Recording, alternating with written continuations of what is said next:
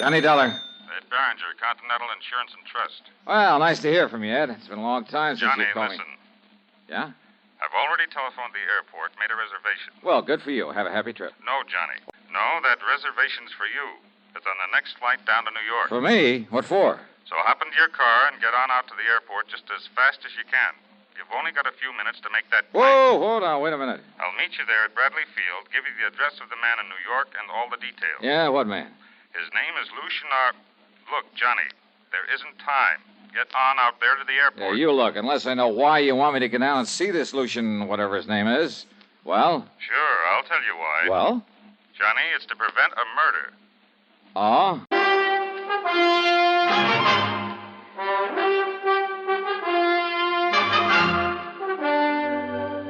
CBS Radio brings you Bob Bailey in the exciting adventures of the man with the action-packed expense account, America's fabulous freelance insurance investigator. Yours truly, Johnny Dollar.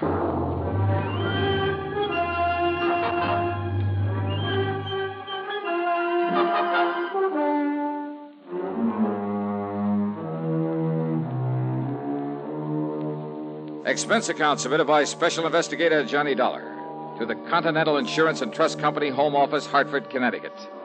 Following is an account of expenses incurred during my investigation of the back-to-the-back matter.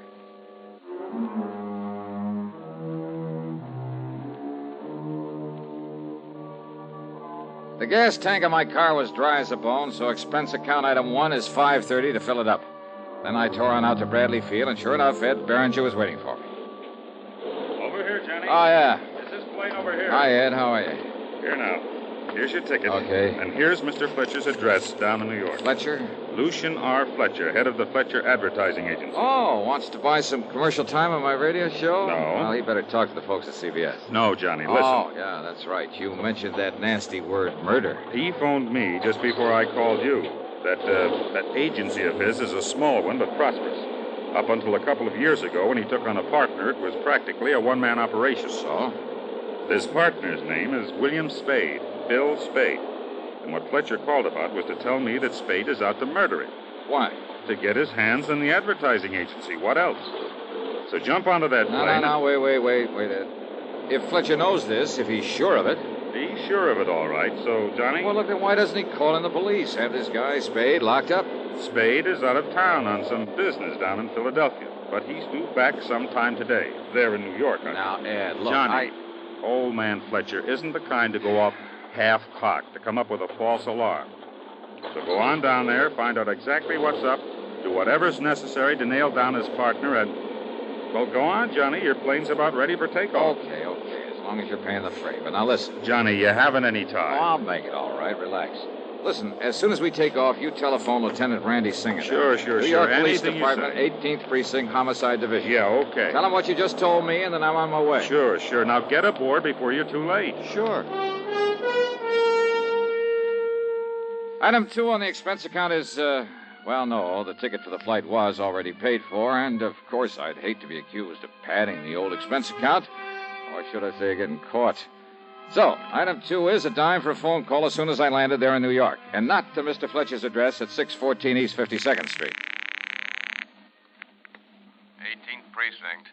Conroy. Yeah, Conroy, this is Johnny Dollar. Let me talk to Lieutenant Singer. Oh, hiya, Dollar. How's the private eye business these days? Special investigator to you, copper. Don't like being called a private eye, huh? What's your guess? And listen, us cops don't like being called cops anymore. Yeah, so I've heard. But haven't you heard, Conroy, that a rose by any other name? Now, what's that mean? Well, you figure that one out. Now, will you switch me over to Randy Singer? Afraid I can't do that. What? The lieutenant pulled out here about 20 minutes ago in one of the squad cars. Oh. Big emergency or something, like aren't they all, but he'll be back. Well, look, do you know if he got a call from up in Hartford, Connecticut a while ago? Not that I know of. But I need to come on duty about half an hour ago. Okay. But I know he made a lot of frantic phone calls before he took off, if that means anything. Well, does it? Also, he took the medico along with him. Well, listen, Conroy, when he comes in, tell him I'll be over at 614 East 52nd Street. 614? At the apartment of a Mr. Lucian R. Fletcher. Now, Dollar, you... Tell him if he can make it, I want to see him over there. 614 East 52nd. Yeah, that's right. Now, listen. Gotta go now. Item 3 is 640 for a taxi into 614. For some silly reason or other, the doorman at that snooty address hesitated about steering me up to Mr. Fletcher's apartment. That is, until I flashed my credentials at him and mumbled the magic word emergency. And I took the elevator up to the 9th floor.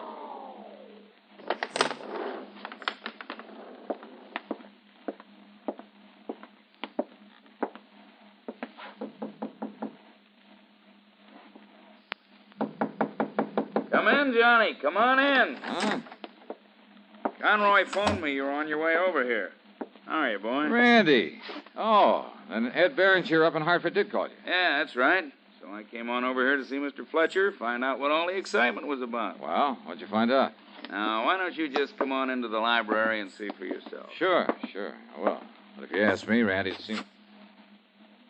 Huh? Yeah. This is Mr. Fletcher? That's Mr. Fletcher. Dead. That's right, Johnny.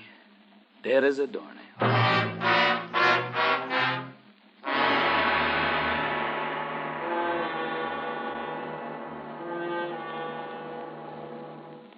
Who'd you vote for in the last general election? You may not realize it, but you voted for someone you probably never heard of and whose name may not have appeared on your ballot. And who was this stranger? He was the elector appointed by your state to decide who was to be our president. Every state has as many electors as it has representatives and senators in Congress combined. Collectively, they're called the Electoral College. And it's the members of the Electoral College alone who can vote for the President of the United States. Your vote was cast for the group of electors that pledged itself to vote for either the Democratic or Republican nominee. But you did not vote directly for either candidate. A roundabout way of doing things? Yes. But you must remember that when the Constitution was written, there was no television, no radio, and few newspapers. The majority of voters had never traveled more than a few miles from their own homes. In these circumstances, it was impossible for a voter in Maine to know about the great public figures of New York or Pennsylvania, Virginia, or South Carolina. There were not even any political parties to guide him. And so the voter in Maine didn't try to do the impossible. He voted for someone who did know the great men of the times and who could render an intelligent decision as to which one of them should make the best president. The system has its faults. 3 times in our history, the man who got the most votes from the people was not elected president because he did not get the most votes in the Electoral College. Yet no one today seriously proposes to abolish the Electoral College, because by and large, the people believe that in spite of its drawbacks, the present system of electing our president ensures that your country and mine shall be our country, under God. And now, Act 2 of yours truly, Johnny Dollar.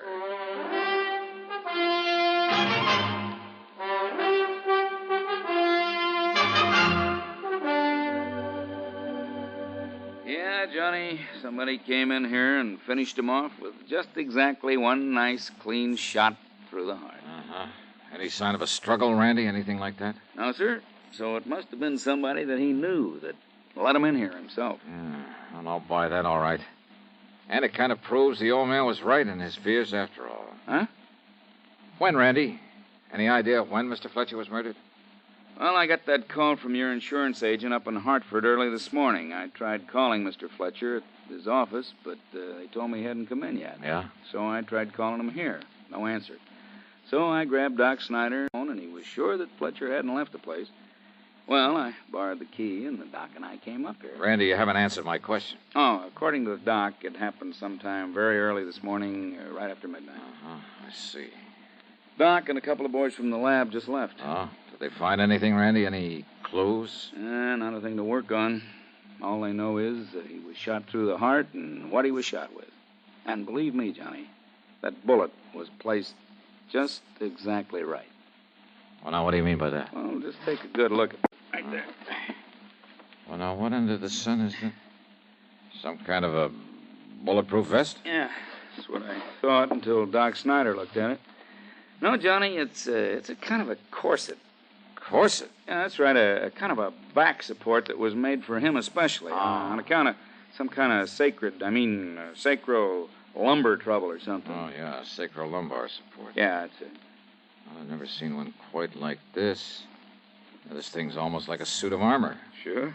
That's why I say it was a lucky shot. I mean, the shot had to be placed exactly right. Inch or two on either side, and one of those wide steel ribs would have bounced it off. Yeah. Or at least kept it from going straight into his heart. Oh, now, wait a minute. A .38 slug packs a lot of wallop. Yeah, only this was a little .22. But now listen. Yeah? That insurance man, the one who called and said you were coming on down here? Ed Beringer. Yeah. Well, he told me that Fletcher'd been expecting something like this. That's right, Yeah, Randy. he said that Fletcher made no bones about who might try. That's right. The one man who might stand to benefit from his insurance. And somehow we have to find him. Yeah, well, who's that? Randy, in his advertising business, he had a partner. Oh? And it seems this partner, a man named William Spade. Oh, wait a minute. That's probably the boys with the meat wagon. And come on to pick them up. Okay, I'll let him in. Okay, boys, you can come. Huh? I beg your pardon? Who are you? Why, my name's Spade, Bill Spade. I'm Mr. Fletcher's partner. What's that? So you're Bill Spade, huh? Yes. Well, my name is Dollar, Johnny Dollar. The insurance investigator? That's right. And is that a policeman I see in there in the library? Mr. Dollar, is something wrong here? Where have you been, Mr. Spade? Why, I just got in from Philadelphia. I was down there on some important agency business. Just But got now back, what- huh? When? Well, my plane got in about half an hour ago, maybe 45 minutes. Well, here. Here's my ticket. You can check on it. Yeah, maybe I will. Where did you stay in Philadelphia? At the Bellevue Stratford. But why? What's wrong around here? Where is Mr. Fletcher? Just take it easy, Mr. Spade. But I've got to see him on a business matter. You do, huh? Yes, it's very important, about a new client of ours. It has to be acted on at once. Well, I'm afraid it's going to have to wait. I called the office from the airport, and they said he wasn't in yet, so I came on over here. Now, where is he, and what's this all about, Mr. Dollar? So you claim you were down in Philadelphia when your business partner was shot. That's right, I was. Shot? Mr. Fletcher was shot? Real surprised. Where is he? Let me see him. I said take it easy. But good heavens, Mr. Take Dollar. it if he- easy. And if this business matter is so all-fired important, well, hadn't you better be down at the office taking care of it? Now, Johnny. Well, Mr. Spade? Well, yes, of course. Of course I should. Sure you should. So why don't you just run along? No, huh? wait. After all, Mr. Fletcher's in no condition to run your ad agency. That's the But understatement of all time. I can't believe it. Mr. Fletcher dead. Oh, you can't, huh? This is terrible. Have you any idea who could have done this to him? Are you kidding? What do you mean? All right, now, Spade. Yeah, Mr. Spade, you'd better get on down to that office of yours. Huh? And as soon as we can tell you anything, we will get in touch. Believe Johnny, me, no, wait a believe me, minute. if there's anything I can do, please call Oh, on now, me. just don't you worry about that. But get on down to the office and take over. Now, wait, now, right ahead, Johnny, Mr. now, wait. Spade. I'll be in touch with you. Very well, Mr. Dollar. Now, what are you... What's got into you, Johnny? You're the one just got through telling me he's the one that must have killed Mr. Fletcher. So how you going to prove it? Well, we got no other suspect, have we? And you let him go. Look here, this plane ticket. Yeah, I saw it. I saw him shove it into your hand. I knew that Spade was supposed to be in Philly, that he was due to come back here today, so when I pulled into the airport, I carefully checked the incoming flight schedule. So what? Oh, this flight was due in all right, and from Philadelphia. Just when he said, half or 3/4 of an hour ago. Yeah, all right. So what? That doesn't prove he was actually on that flight. Randy, I think he was. That ticket could have been used by somebody else. Well, it's easy enough to check on, but I doubt it very much. All right. But if you're right about that, if he was down there in Philly, then your first theory about him is all wrong. How could he have murdered Mr. Fletcher? Sounds impossible, doesn't it? Of course. It is. Want to bet?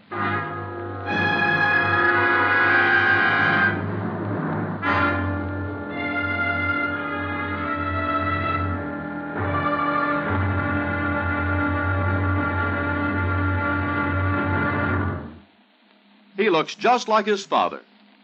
We've all heard statements like this, but have you ever stopped to wonder exactly why we resemble our relatives? One man did, Thomas Hunt Morgan. Born in Lexington, Kentucky in 1866, Morgan's interest in science took him to the University of Kentucky and Johns Hopkins. While his colleagues were choosing fields in physics and chemistry, Morgan's interest turned to something more personal, man himself. Why do we inherit physical characteristics from our parents? To find the answer, Morgan spent years studying the common fruit fly.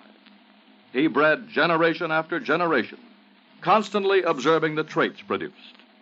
He then computed mathematical tables and analyzed the whole question of heredity in terms of the nucleus.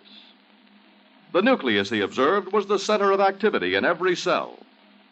As a result, he developed his theory of the gene. This theory, simplified, holds that each human cell contains hundreds of units called genes, and each gene carries a physical characteristic from its parents. For this outstanding work, Morgan was awarded the Nobel Prize for Physiology and Medicine in 1933. Thomas Hunt Morgan, an American scientist with the philosophy that somewhere there must be an answer. Let's find it.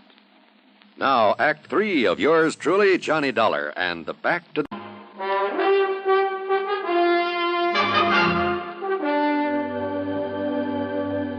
Expense account item 4, 10 cents for a call to the Fletcher Advertising Agency.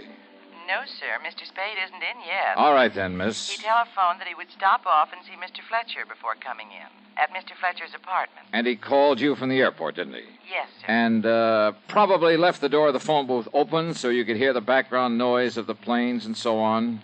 What? Sure. So you know he actually was calling from the airport.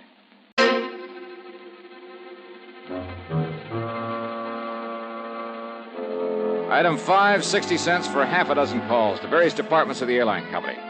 And finally, I managed to get hold of the gal who'd been stewardess on the flight in from Philadelphia. Yes, kind of light sandy hair and blue eyes. Uh-huh. And he wore a dark brown tweed suit. Oh, and his briefcase had the initials WS on it. Yeah, then it must have been Bill Spade, all right. But how come you remembered him so well out of your whole list of passengers? Oh, how could I forget him? What do you mean by that? Oh, Mr. Dollar, from takeoff to landing, that whole flight was perfect. But Mr. William Spade insisted he was airsick, or on the verge of it. Oh? He must have pushed the call button a dozen times. Mary and I were busier with him than with all the other passengers put together. Oh, I see. Mary swore he was perfectly all right. That didn't keep him from pushing that button. Yeah, almost as though he was deliberately calling attention to himself. Yes, certainly looked that way. But why? I think I have a pretty good idea. Thanks a lot.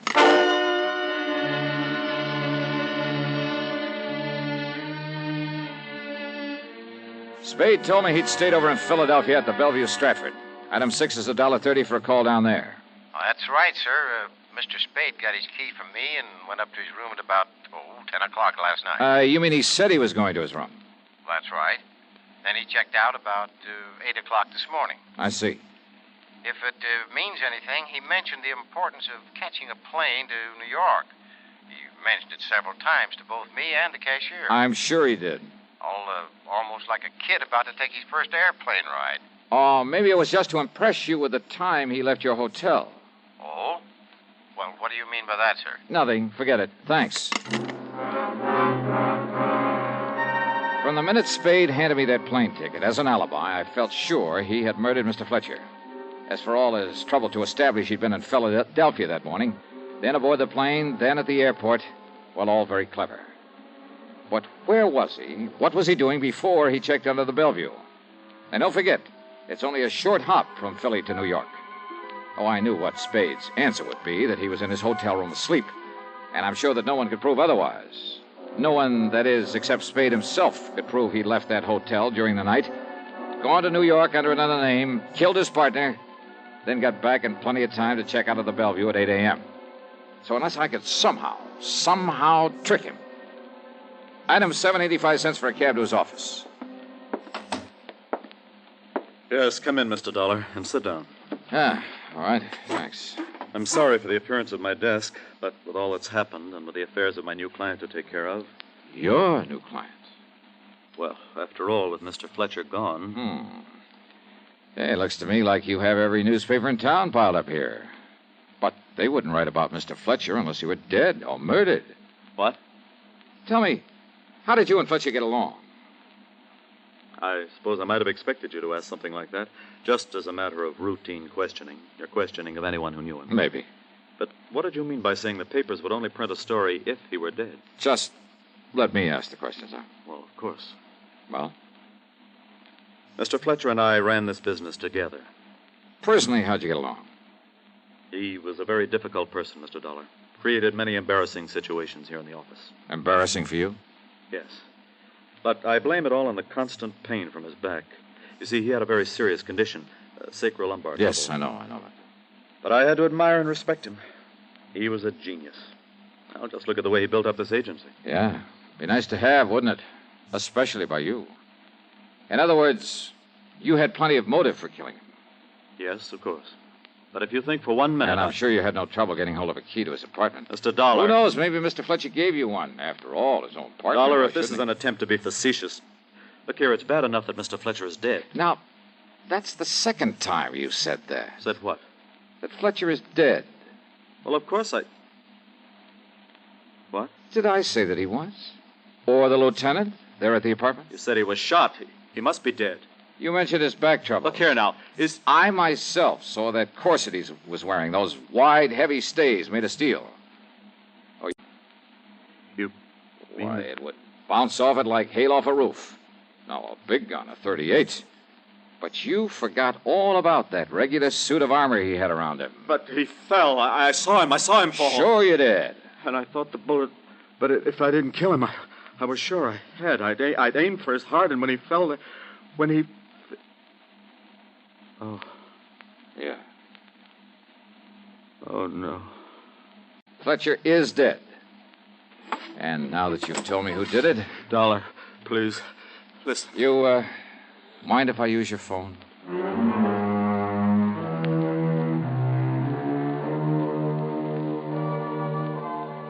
It's funny how a man like that can plan a thing so carefully, carry it out so carefully, and then when he's caught, lose his head and blab all over the place. Spade even made a grab for the little .22 pistol he'd used and had right there in his desk. Well, it'll be good as evidence. Expense account total, including a good meal and the fare back to dear old Hartford? $25.80. Yours truly, Johnny Dollar.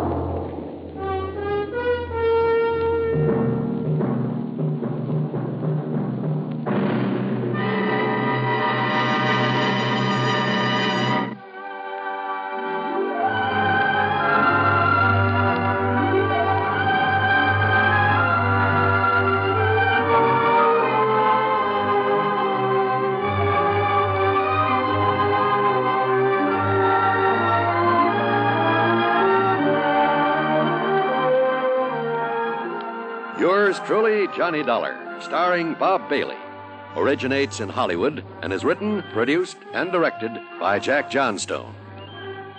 Heard in our cast were Virginia Gregg, Gene Tatum, Frank Gerstle, James McCallion, Herb Vigran, Jack Edwards, and Forrest Lewis. Be sure to join us next week, same time and station, for another exciting story of yours truly, Johnny Dollar.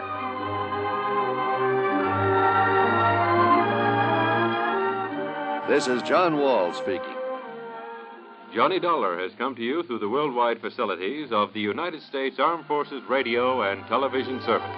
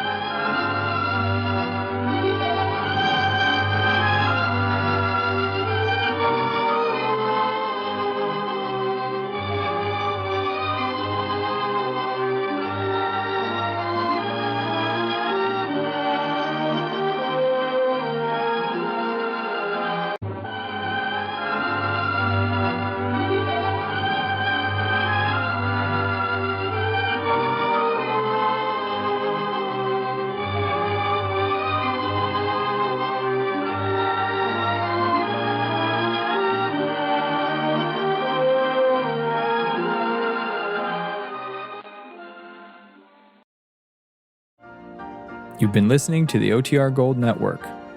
Find more classic radio at otrgold.com. AFRTS.com.